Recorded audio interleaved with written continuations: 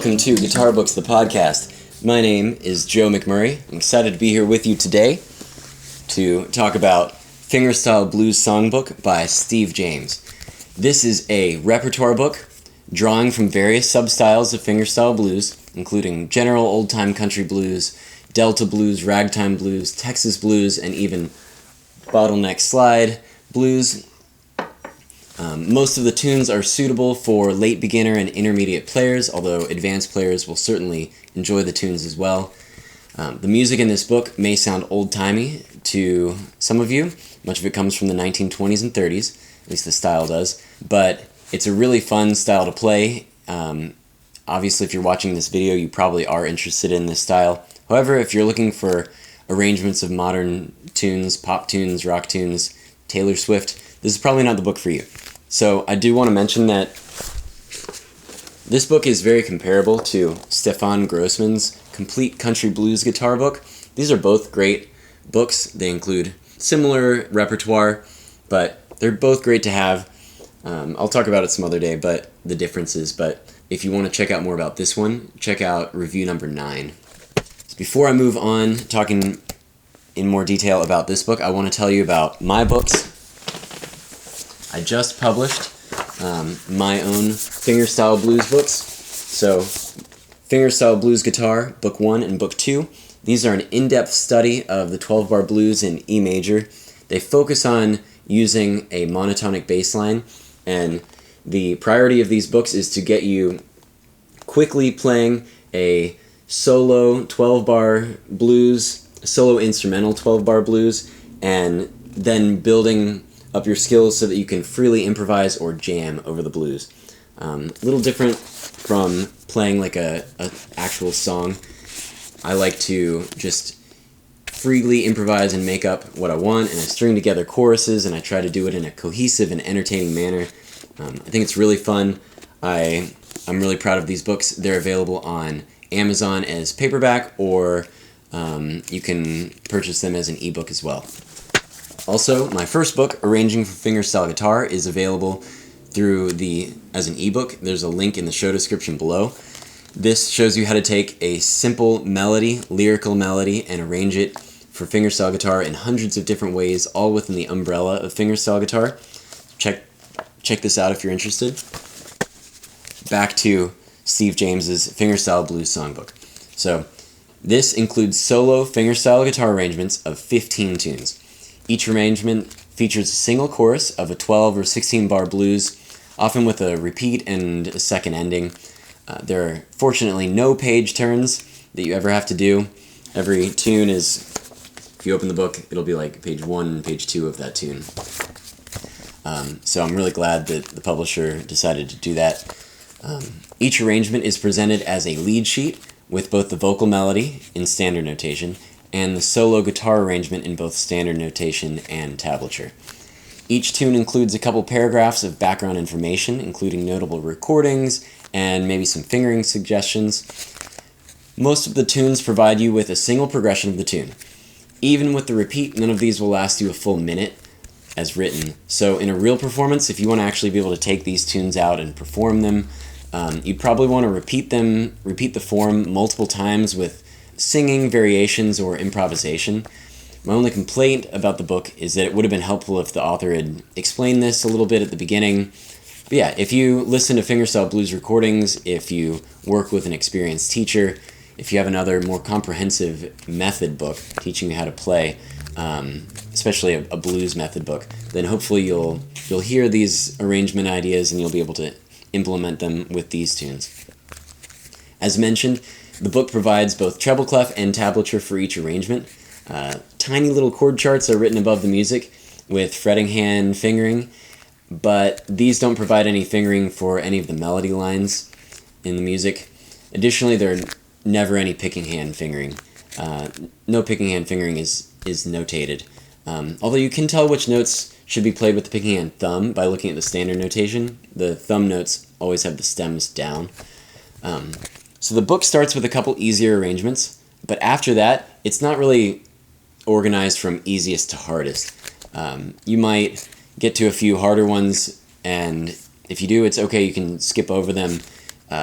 Beginners might find that the spiritual "O Mary, Don't You Weep" on page 32, they may find that to be one of the easiest arrangements in the book. So, yeah, don't be discouraged if you get to one and it's too hard. Just skip over it. Let's see. The majority of the tunes use standard tuning.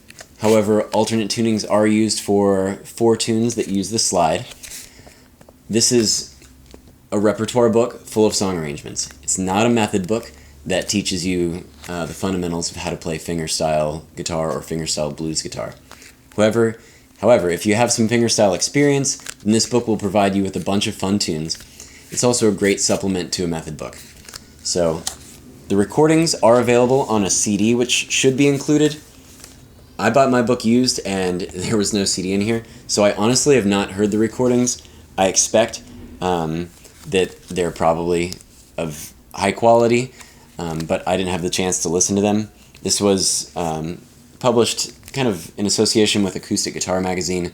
They always do a good job, so I'm sure a lot of you want those recordings to listen to and help you to learn, especially with rhythms and things. So you can expect to find those in new releases, prints of this book. It probably is available online, those recordings.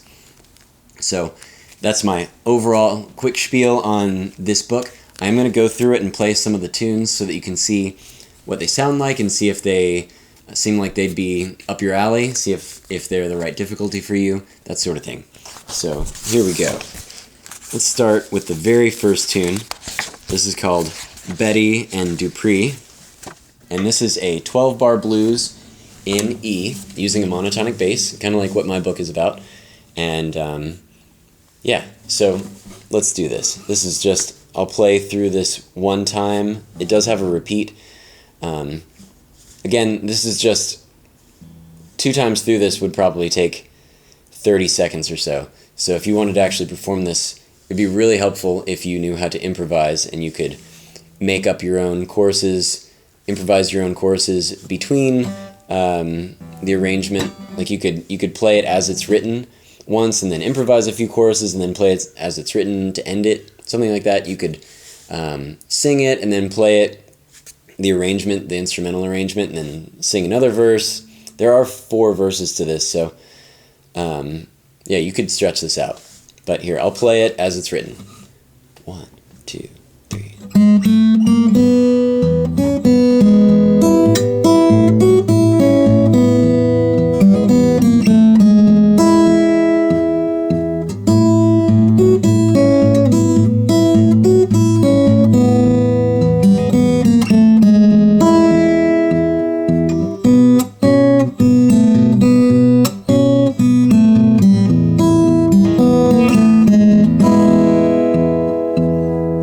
That's where it ends, but if it was me playing this, I'd probably go right into my own improvisation at that point and come back to this original melody at the end, or maybe in the middle and then again at the end, something like that. So that's Betty and Dupree.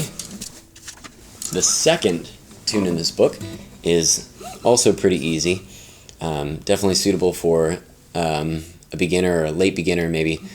Beginner could figure this out if they had some experience playing Travis style. A complete beginner to fingerstyle would have a hard time with anything in this book, but if you have a little bit of Travis style experience, you can hopefully play this one.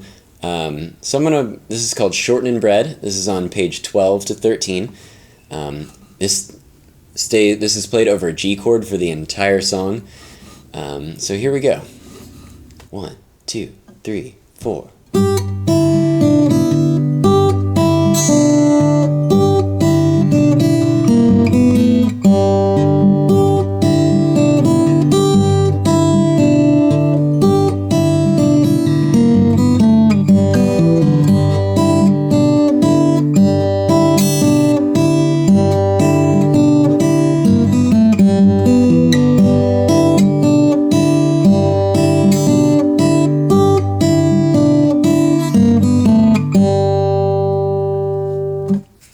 So pretty simple. You've probably heard that somewhere.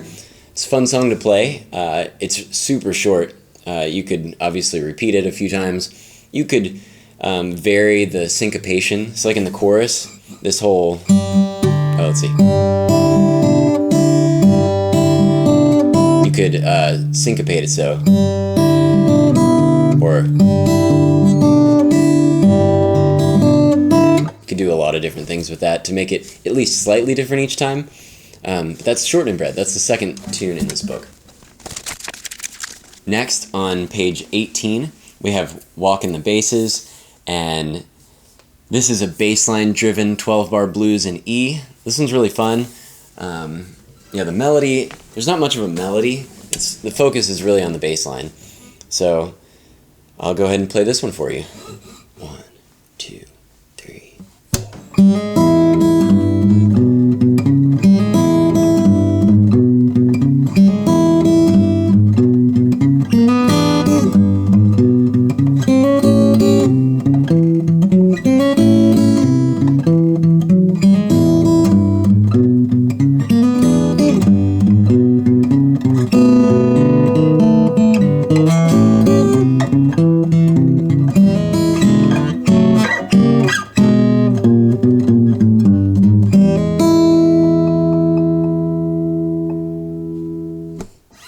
It's a really fun one.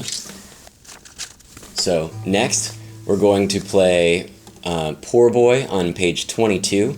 This is a slide tune, bottleneck slide. So I'm going to tune my guitar into open G. So D, G, D, G, B, D.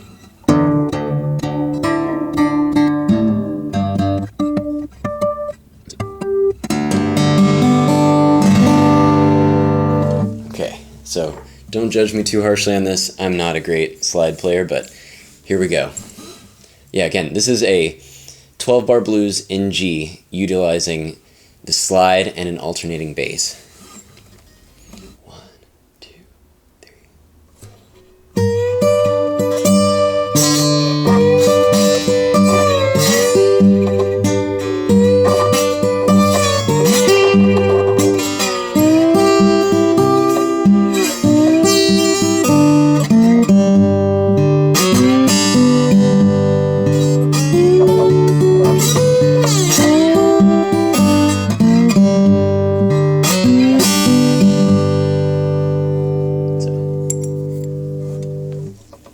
Something like that. Again, bottleneck slide is not my forte, but so that you can hear approximately what it sounds like. There you go. Poor Boy. Now I'm going to tune back to standard tuning.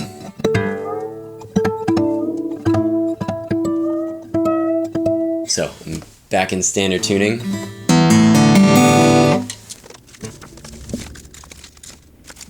Okay, so I'm back in standard tuning. Moving on, the next tune I'll play is called Make Me a Pallet on Your Floor. It's an old traditional tune. It's a 16-bar blues in E using an alternating bass, Travis-style bass line. It's fun to play this one because there's a version of this in Rayner's Acoustic Blues Guitar Picking School. He arranges this in C major, whereas this one's in E major. It's really helpful sometimes to see the same song arranged by two different people. So here we go. I'll play this.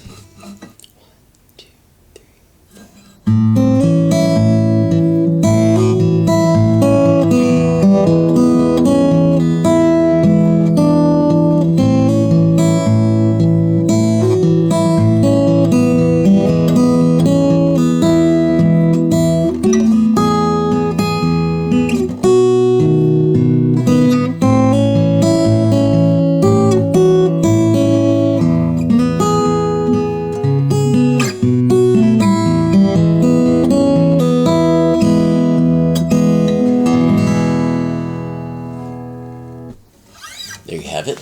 1, 2, 3, 4.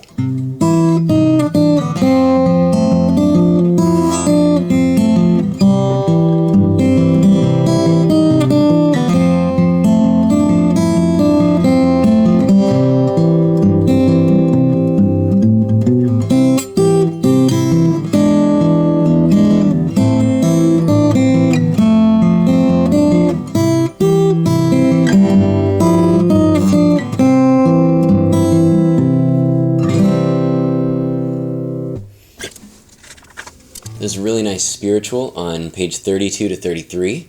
I mentioned it earlier. It's called Oh Mary, Don't You Weep. It's really easy compared to a lot of the other ones. This It's really interesting to see how he simplified the vocal melody if you want to analyze how he arranged this. But I'll play it for you real quick. It's in C major.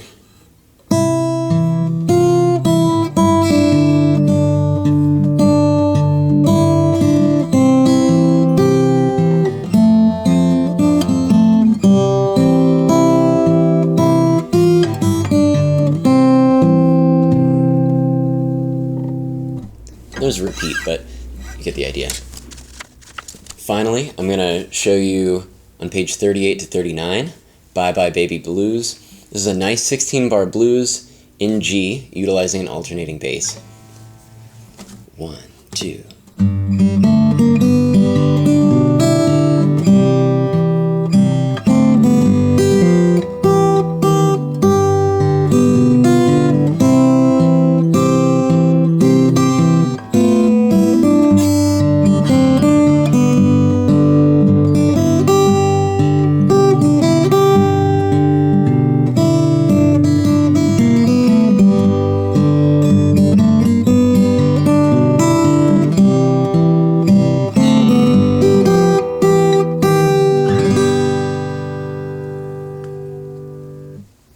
So that's the last tune in the book. I really enjoyed going through this book and learning a bunch of the tunes. At some point, I might put some into my set list. I'd have to beef them up and expand them, but this is a good starting place. They're nice arrangements. A lot of them are very playable. He did a good job taking the lyrical melodies and making them playable for fingerstyle guitar. So check this out. Before I let you go, I want to tell you a little bit more about my books. So, Fingerstyle Blues Guitar, Book 1 and Book 2, these are an in-depth study of the 12-bar blues in E major utilizing a monotonic bass line. The idea is by the time you go through even just the first few chapters of this book, but definitely if you've been through both volumes, you should be able to perform a 12-bar blues for an audience or really enjoy playing it on your own. Really jam out and have the freedom to improvise over the structure of the 12-bar blues in this one key. I do talk about other keys and other tunings and using an alternating bass line at the end of Book 2 so that you can see how to take everything you've learned from these books and apply it to other situations. But I really want you to be able to play a 12-bar blues in E by the time you get through the first few chapters of this. So I'll talk about this a little bit quickly. So it starts out showing you how to play just the monotonic bass line, and then chapter 2 gets you playing very simple melodies with no syncopation. I try to logically progress, taking you just from the high E string, try to take you one string at a time, then to the second string, then the first two strings combined, then the third string, then the first three strings combined.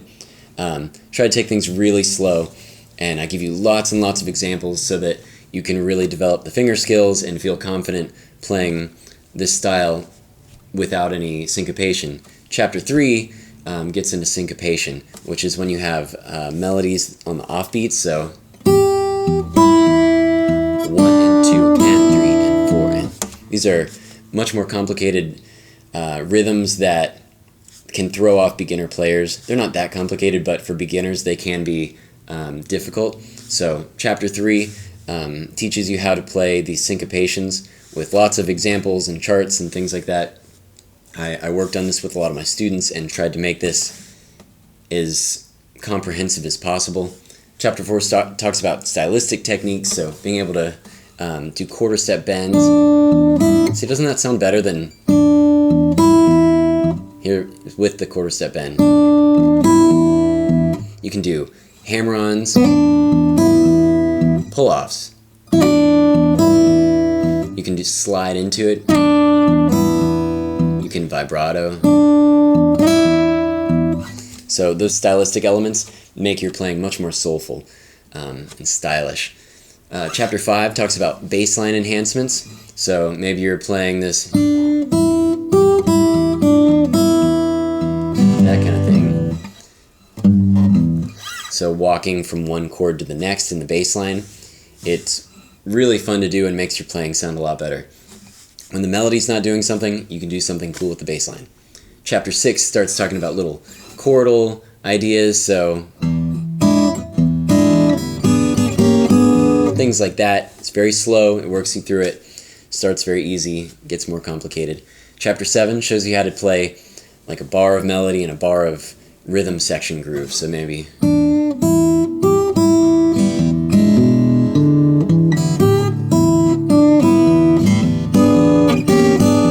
things like that. That's the end of book 1. Book 2 talks about more complicated scales, not more complicated, but just things like the Dorian scale. Things like playing minor third to major third rolls. They sound awesome and classic bluesy. I get into chapter 9. That is essentially my dissertation on turnarounds. So I talk about how to build a turnaround from the ground up. Lots of details about walking, like a basic turnaround. You're walking maybe from the root, flat 7, 6, flat 6, 5. So then you can create variations. Or maybe you put that walking turnaround line in the bass. So maybe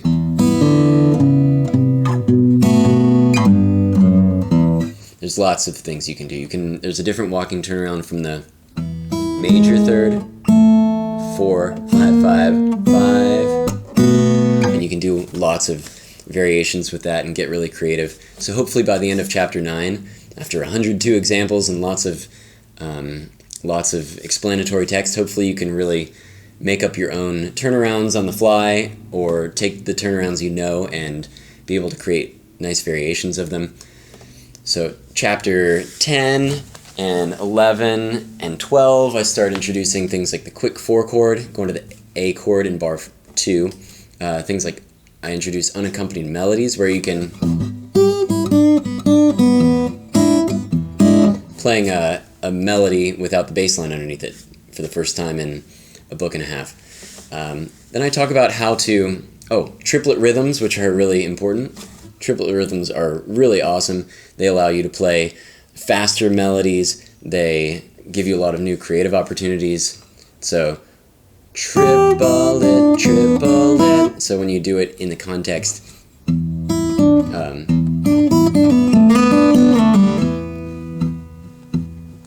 things like that.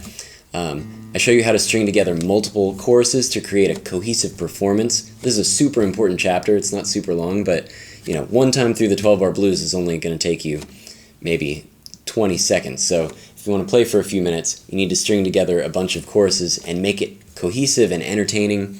I talk about how to do that. And finally, I have some other techniques that I show you how to do. Open string rakes, things like that. Playing natural harmonics.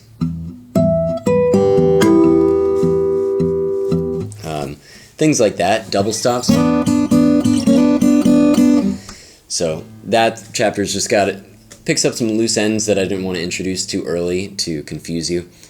Then finally I start talking about how to play in other keys, in alternate tunings, and the final chapter, 16, is on how to play utilizing an alternating bass. So a lot of fingerstyle blues does use an alternating bass, but it does restrict your melody access because you have to be able to hold down some bass notes, especially in standard tuning. But I wanted to introduce it here so I could show you how to take everything you've learned in these 2 books and apply it to fingerstyle blues when you're using an alternating bass. So really important stuff. So I hope that gives you a lot of insight into my new fingerstyle blues books.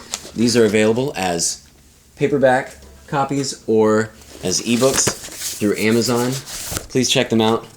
I'm really proud of them, and I'll see you next time.